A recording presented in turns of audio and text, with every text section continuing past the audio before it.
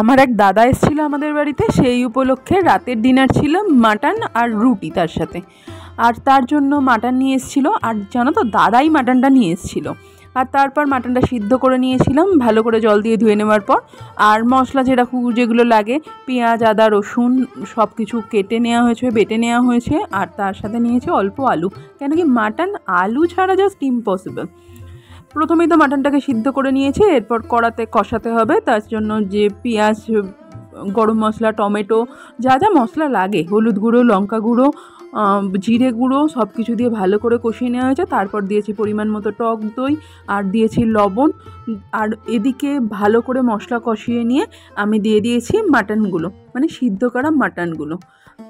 তারপর মাটনের যে স্টকটা ছিল সেই স্টকটাও দিয়ে দিয়েছি, কারণ কষানোর জন্য। আর তারপর দিয়েছি আলু, আর দিয়েছি কাসুরি মেথি। জানো তো মাটনটা খুব সফট হয়েছিল আর দুর্দান্ত হয়েছিল। রাতের ডিনারে রুটি আর মাটন